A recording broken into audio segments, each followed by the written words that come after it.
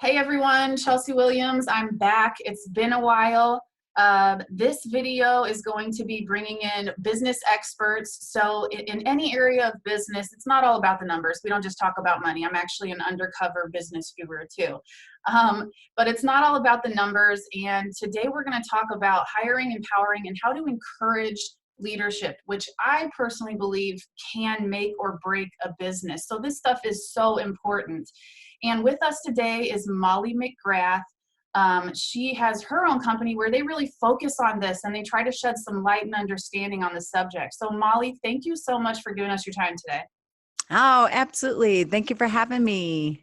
Yes. So tell us a little bit about your company and your guys' mission. I love your guys' mission and purpose. So please share some of that with our people.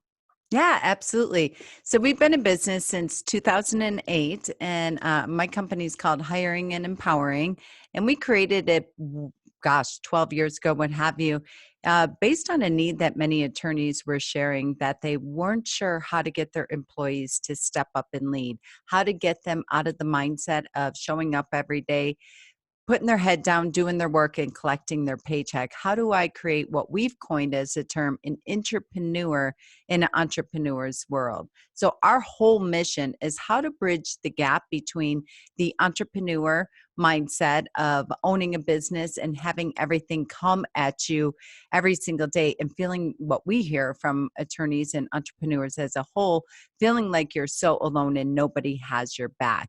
And the second I heard that statement, I said, I've got to figure this out. We have to come up with a solution to really empower employees to step out of that employee mindset and learn what it means to protect your attorney's time, confidence, calendar, and back. So that's our whole mission, is to get, because we found that the employees and the entrepreneur really have the same goals and want the same thing.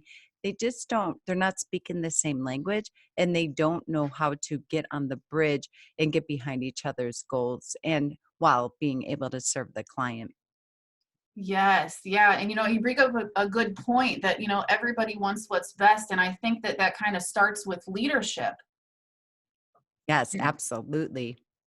And it has to come from the top. So, you and I have had conversations about what it means to be a boss versus a leader. So let's talk about that a little bit. How do you guys work with people and get them to the point of really encouraging leadership from a be the example, be the leader, step up and do it, and then also give your employees and your team that freedom and knowledge to show leadership as well? Mm. My approach is very simple. I believe if you can really come at it from an angle that you're dealing with humans versus employees. So all humans want time and attention. We have the recruiting side of our business and the staffing side. So all day, every day, we are talking to potential candidates across the country. And so often, my first question is always, tell me why you're looking for a new opportunity. Why are you leaving your existing employment?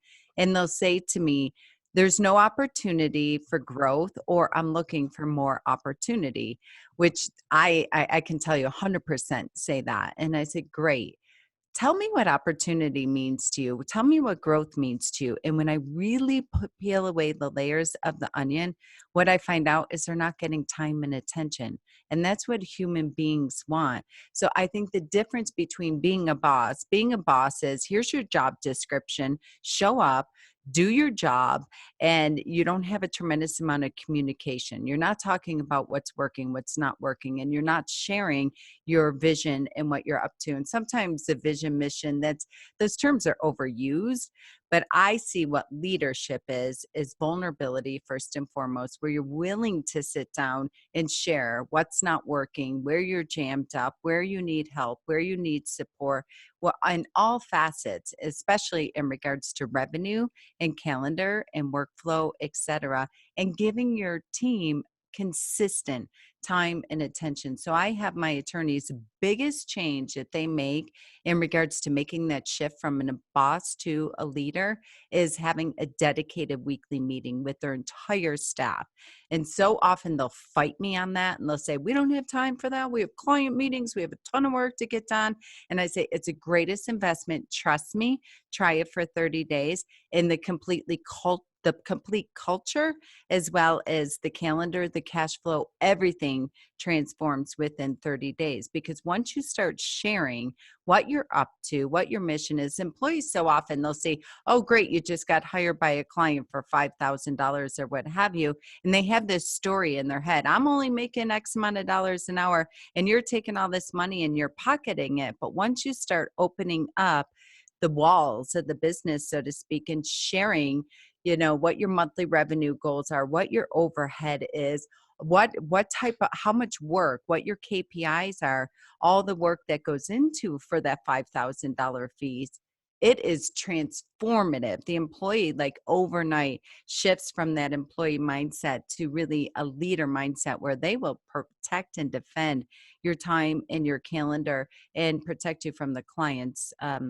It's just magic. Oh my gosh, I can relate to you on so many levels. So I have to tell you this story. I used to work, so I've been in the accounting industry for over 10 years now. And I started in-house and was taken in by a firm, a tax and accounting firm, and I had made partner. And I did that. I did that exact same thing because I'm a lot about self growth. I read a lot of books, and I understood this notion of servant leadership. And bringing the team together and getting everybody on the page. And it's not all about, billable hours. Tax and accounting firms are so similar to law firms in Yes. some aspects, technically, which is why I can relate very well. And I started doing that. We started having weekly team meetings. I think we had actually 2 a week. And everybody would meet in the front office and we would go over what was going on. And we would even have a little chit chat. Like, we would just hang out for the first 5 to 10 minutes and catch up on the weekend and see how everybody's doing. And it really infused the team, and it made the bigger mission more clear. And everybody knew that no matter what role they played, it contributed to a mission and a purpose that was greater than us, that was about the clients, and that we had set out to do. And so it brought everybody together, and it absolutely worked. And I love how you use the word vulnerability. So I think that as a business owner, so often we have this mindset of, I have to be solid and I have to be this rock, and I can't show weakness, and that's what people will respect. But I think it's just the opposite. And when, because we make mistakes, we're business owners, sometimes we get so bombarded and overloaded that we kind of vent out, and we're short with employees and maybe a little bit rude. I've done it. Yeah. And when I do that, instead of justifying my actions, or instead of justifying our actions, going to those people and saying, you know what, I was short with you the other day. It is not you. I apologize, and addressing your flaws and your weaknesses. And I've heard that before too. And I tell some of our clients that too, that, share your goals with your team, right? Even money goals. And they're like, what? You want me to tell my team how much money we're going for here? Because they're going to reverse engineer my numbers. And then, you know what I mean? But there Yes. was a study done a long time ago that I came across, and it was a study that surveyed employees to try to figure out what motivated them. And I think by default, we have this mindset of, if I pay them more, it's all about the money, right? If I pay them more, then they'll be happier. And money was one of the smallest factors in employee happiness. Absolutely. And I hear that all the time. It's taking that responsibility. So when you think that you need to show up tough and strong and not, never let them see a sweat, so to speak, it's coming out in some fashion. So your frustration or your blow ups at the printer or whatever it might be, it's coming out. And what happens is, typically we don't take that responsibility. We don't come back and say, you know what, I was short, stress was high, etc. There is a way to diffuse it. To your point, I have them teams do, when they're not used to speaking, doing daily huddles at the end of the day if they need to. I have them start with their personal and professional wins and a thank you.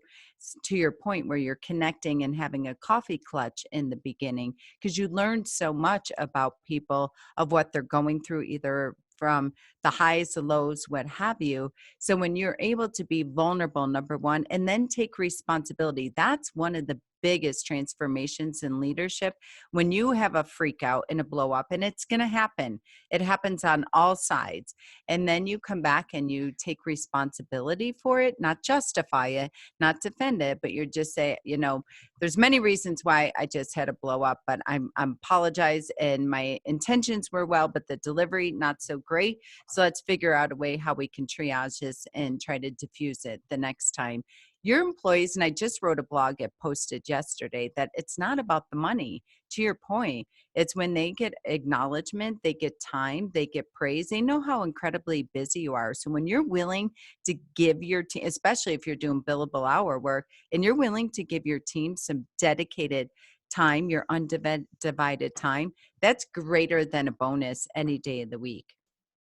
Yes, absolutely. And I think, a lot of the struggle is, and what I experience with attorneys is that it's, again, similar to tax professionals. You go to school and you study this craft and this very specific thing. And so your mind is wrapped around this craft. And for those who choose to hang their own shingle, you're signing up for so much more than just practicing law, right? And managing people is a skill and it is a craft in itself.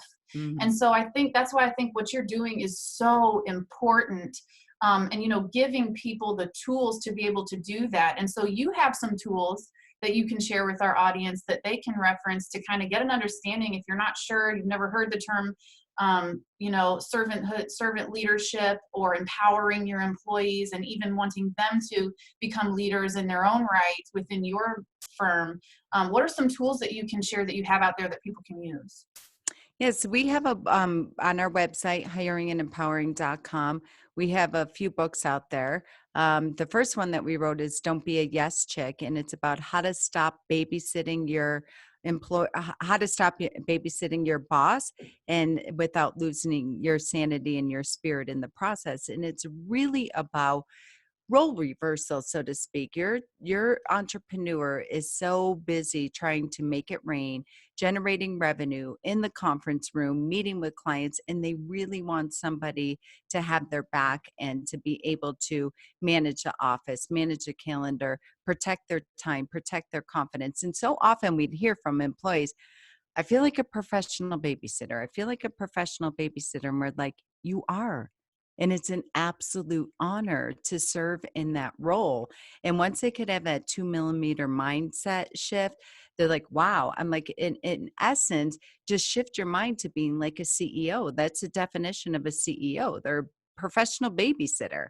And so once we really, our whole book will walk the entrepreneur as well as the employee on how to, a step-by-step process of how to begin implementing some of these best practice approaches and start treating your law firm like a business versus a law firm, and really running it that way with key performance indicators, with accountability, with tracking and measurement, with project management, with, I always tell people, so go the calendar, so go the rest of your business. It's either feast or famine, or it's running like a well-oiled machine. And how to remove the attorney from that and allow them to be what they are so wonderful at, which is being problem solvers, and then allowing the team to really step up and lead in regards to the administration and the client service. Because so often attorneys aren't taught how to run a business. They're not taught how to manage an employee or build a business or marketing or any of those things in law school.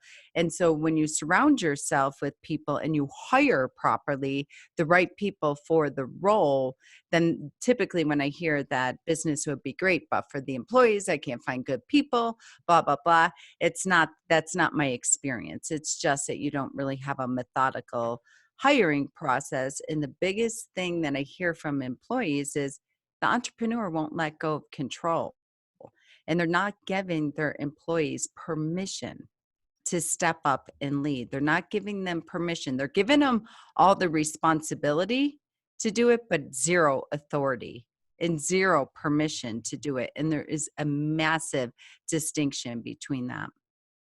Yes. Have you ever heard of the book, The E-Myth? Yes. Oh, yes, Yes. absolutely. So that's exactly what you're talking about, right? Mhm. So the E-Myth, for those of you who are not familiar with it, talks about the three phases of being in business for yourself. The first being the mechanic, the second being the manager, and the third being entrepreneur. Yeah. And it talks about how so many people get stuck in this mechanic role, which is you are the doer of the work.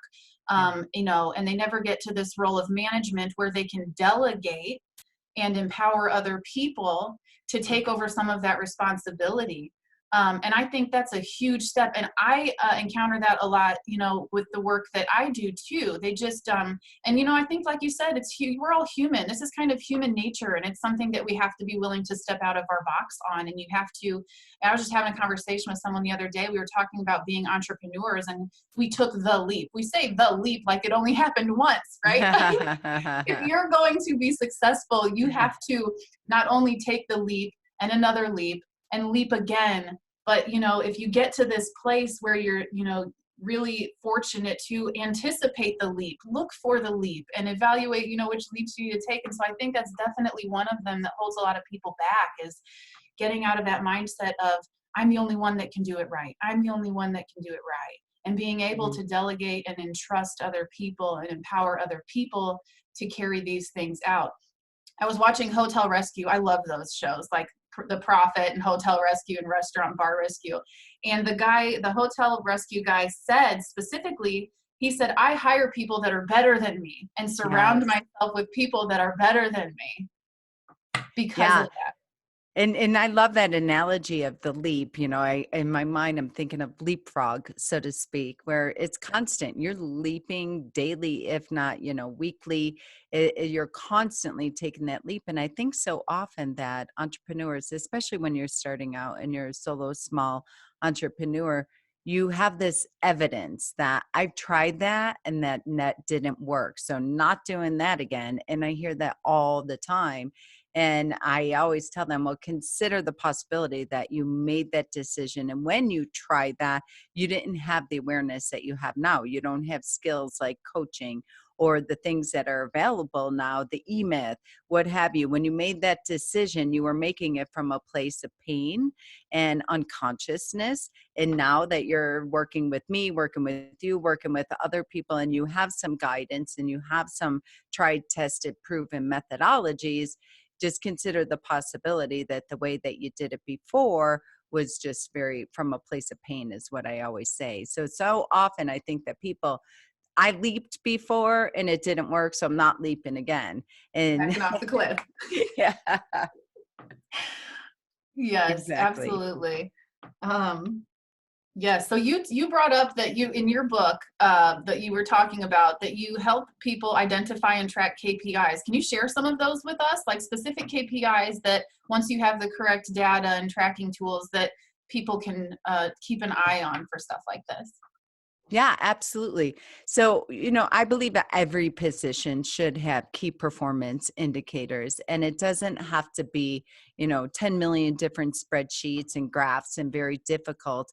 But when I talk about key performance indicators, I think the biggest one that people miss and the first role that they should be hiring is a client services director, your front stage. People so often will say, oh, I just need a receptionist. Like, that's your sales force. It's a person that's answering your phone. And if they're not doing a great job, then your job's irrelevant because you have no one to meet with because they upset someone or they didn't follow through or they didn't schedule them properly or what have you. So the key performance indicators that I always start with is very much from the front of the house, of just making certain what your conversion rates are from your phone calls. I am so amazed at how many entrepreneurs do not track that.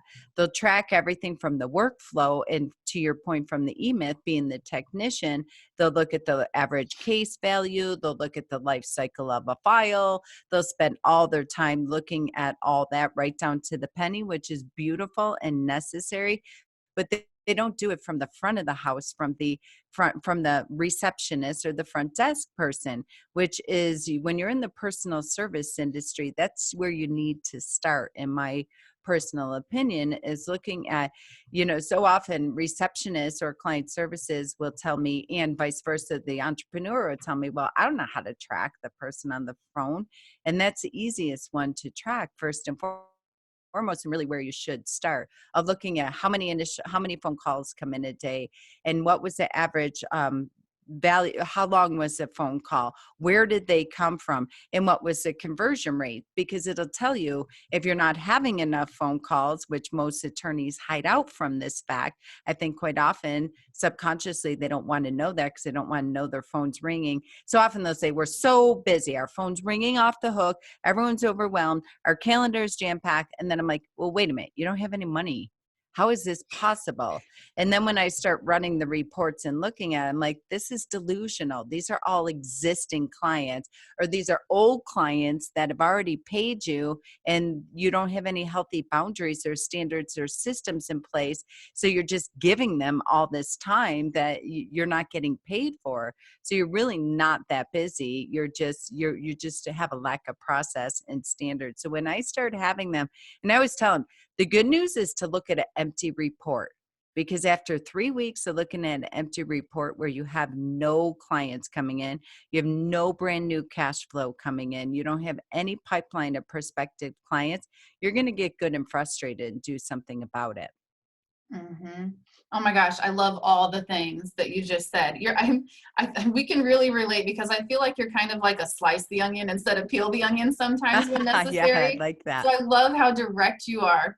And I can agree with you again on that KPI of tracking conversion rates. And it's something that, we encourage as well, because we're numbers people, right? We can't forecast into the future if we don't have your conversion rates. Yes. So even with, knowing who's calling in, how the process went, or if it didn't happen at all, Mm-hmm. are things, if you're not collecting that data, you can't use it. And so that's a multifunctional database, right? Like, not only for, is my frontline customer service professional effective, but also, how many of those are becoming converted, and where did they hear about us from in terms of a marketing standpoint? That's one of the line items on our financial reports that we break out in a lot of detail, because we want to know where the marketing dollars are going and what that ROI is. So, my point being that data is multifunctional. And so maybe if people see it from that perspective, they're a little bit more motivated to collect it and pay attention to it. Mhm.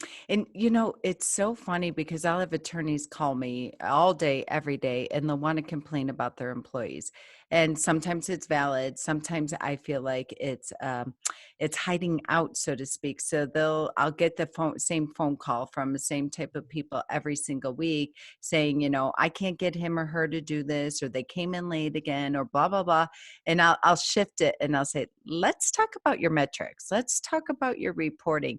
And so often I think that people use that to hide out, to really shine the flashlight of where they're not doing the marketing, where they're not running it like a business, and they get so stuck in the weeds. And I don't love this term.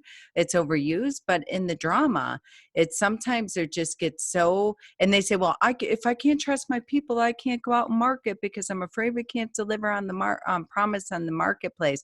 And I'm like, well, consider the possibility that there's so much drama because idle hands are the work of the devil. Get busy and people will get intentional and they'll get focused. Just trust me on that. Yes, I agree.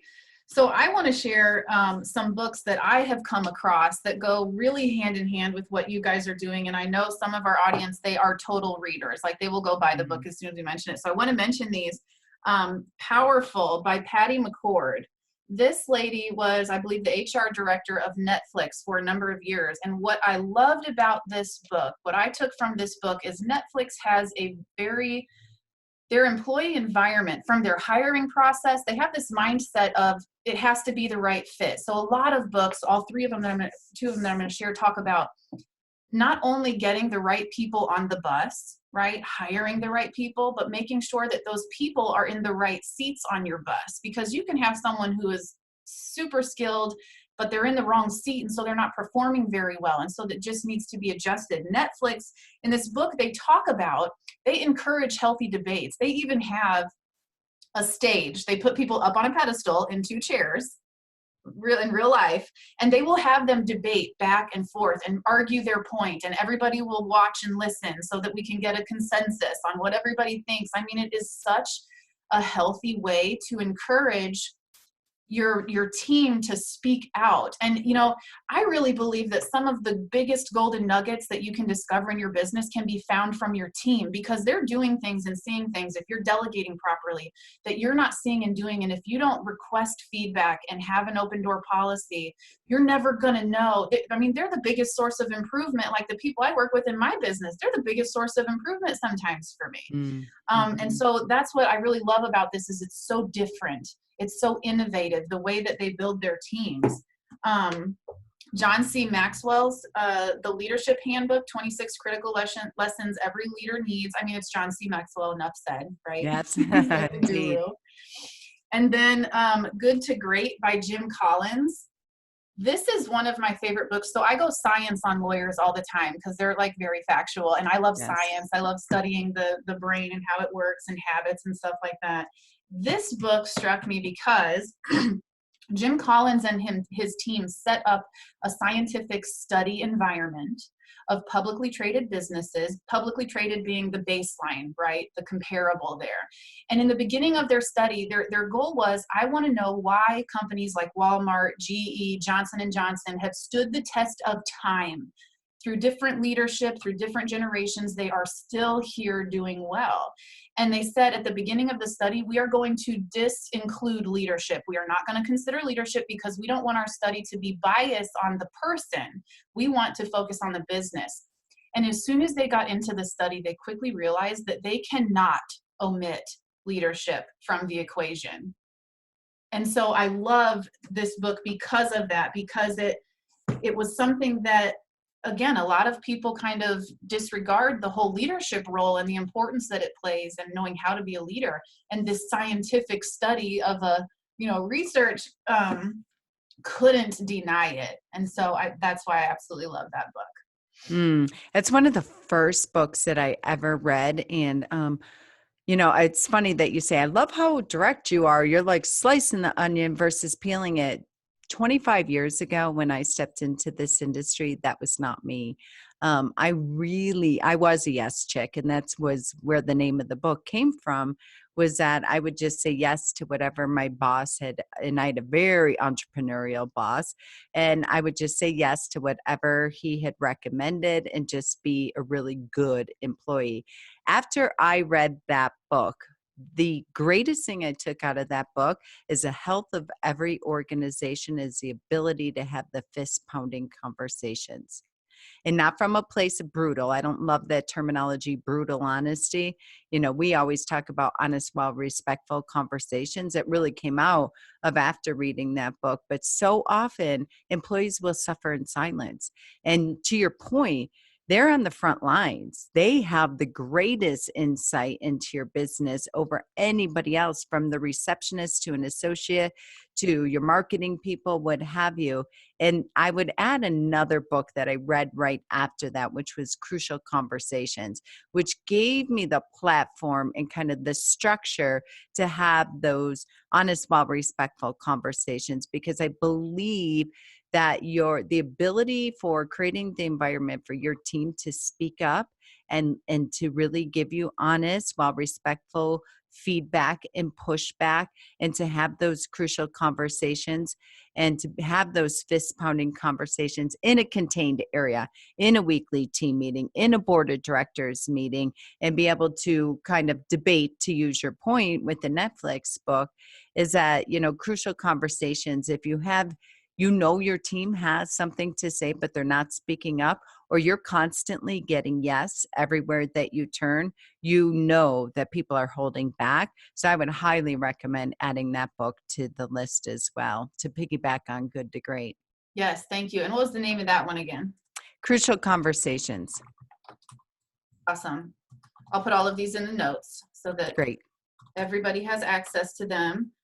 Okay, so let's shift the conversation a little bit. Let's get specific, because this is something you guys really help people with, about knowing when to hire. Yeah. So I have a real simple exercise when people call me and say, I'm not sure if we need to hire. I start with number one, what's your happiness metric? Where are you at in regards to, are you on a scale of 0 to 10? Are you ready to blow up? Where are you on burnout? Where are you on frustration? Where are you on feeling like you're dropping the balls? And 9 out of 10 times, people are definitely on the north side of a 6 or 7. So when it's time to hire, and I know that you have an amazing tool around the financials of it, but from a time perspective, because the two greatest resources you have are time and money, I always tell people do this. I want you to track your time for an entire week of everything that you're doing. So even if you have existing employees, not sure if you should add another associate, another paralegal, somebody on the marketing team, have everybody do this. I have them write down, and I'll give this to your listeners as a gift too. Write down everything that you touch. Just put Monday on the top and just put everything that you touch. And then at the end, I want you to circle the things that only you can do. And then I want you to scan your documents and send them to me. And let's hop on a 30-minute call. And I'm going to go through it, and I'm going to tell you exactly who you need to hire, and have everyone in the firm do the same exercise. Don't make a project out of it. You're going about your day. Just do your best. I don't need time tracking, time stamping, and anything of that nature. And that simple exercise will tell you exactly, not only is it time to hire, because it'll tell me where people are inefficient with their time. I'll see that, line 1, they'll write check email. Then line 2, they're drafting a document. Then I see that they get interrupted by a phone call. And I could tell where they don't have a circle of focus and they're not managing their time. And is it just that there's inefficiencies and ineffectiveness, or is it really a bandwidth and a capacity standpoint, and it is time to hire? And so that's just a very simple exercise just from the time perspective, which I think so often that people don't, and time is money. And I think they really negate spending the time to really do an analysis on where they are spending their time and how intentional they are and how focused they are. Yes, and we agree there too. I do CLEs and presentation at legal events now, and all of, a lot of our tools, because a lot of times people they forget about that whole time thing. They're so Yeah. focused on money. What's $1 million if you don't have a minute to spend it? Do you know what I Yeah. mean? Yes. And so, we're very conscious about incorporating the time component with money too. And I love, love, love your exercise. I feel everybody should do it like at least once a year just to stay on top of it. It is so eye-opening. And I heard Tony Robbins do a method that you kind of just explained too, where he says, get everything out that you do, get a Post-it notepad and write down one task on each Post-it note, and then group them into functions, right? Yeah. So that you can start organizing your tasks and, work on your task management. So I love your perspective in terms of, even, are you checking your email and then switching gears completely and then switching gears completely? And interruptions is another big one too, right? Yeah. And so like when I had my big team in person, we had kind of, if it's this level of thing, email me, and I only check my email during certain times of the day, right? So we have designated times to kind of avoid that interruption. And so I think that's really important for people to realize too. I'm going to share on my screen here our tool that Molly was referring to, that is my favorite. I think I this is love this. just so helpful. So are you able to see Yep. this here, Molly? Yep. Perfect. Yep. Okay, so this is a free downloadable tool on our website. It's called the Profitability per Practice Area. This tool has so many functions. We have helped develop flat rate fee models. We have, this exposes your margins per practice area. So what we do here is we break down the buckets of matter types that a law firm has. And so you can see here, and I'll kind of blow this up so hopefully it's a little easier to Yep. see yet. For example, practice area number 1. What we do is we find either the average fee per case, or if you have a flat fee, we punch it in here. Now here is where the team comes into play, right? So this is kind of like when to hire from the money side of things. And I think your exercise would be a fantastic exercise to do before the data is transposed to this tool, because it has to be accurate and efficiency comes first, right? And I think there's a statistic out there, correct me if I'm wrong or let me know what you've heard, Molly, that law firms are, I want to say, somewhere around 40% overstaffed on Mm. average Yep. because of Yeah. things like this, right? So Yes. I mean, look at the savings that even if money motivates you, look at the savings to be had if, people do these exercises. So, but what this spreadsheet does is we have each member on your team that touches a certain type of matter, down to the receptionist, down to answering the phone, right? So it's not just about actually working on the case, it's the customer service side too. We want to know how much time you spend, not actually on the matter, but serving the client, answering questions, doing stuff like that. And then into direct expense considerations so that we can break down the profitability, look at the total hours, right? So here's total staff hours invested. So then we turn this, once we have our numbers down, we can turn this into a forecasting tool. And this is kind of where those marketing metrics come in, right? Because one of these direct expenses here could be client meeting expense if you take clients out for meals. A lot of times when we get that far, we'll add in marketing. If we have those conversion rates where we say for every $500 you spend, you bring in, 5 of these cases. So we allocate $100 to here. And then all the way through, and we can use it as a forecasting mechanism because this reverse engineers your revenue formula, right? So we can punch in play numbers here and say, well, if you increase your volume by so many matter types, this is how many hours in addition each team member is going to spend on this new, revenue volume.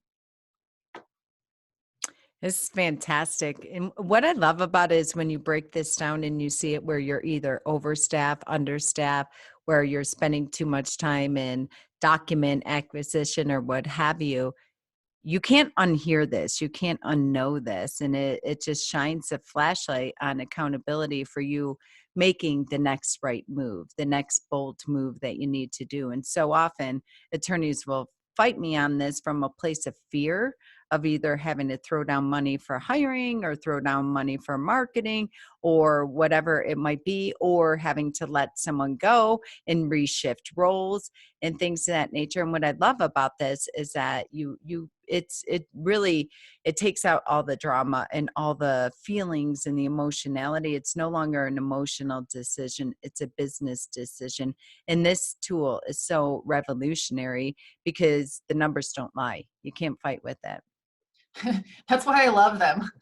In my Yeah. presentations, I'll say, don't shoot the messenger, right? I'm like the Yeah. numbers whisperer. I'm just bringing them to you and telling you what they're saying, Yeah. which is why I love them. And they're so powerful. And you're right.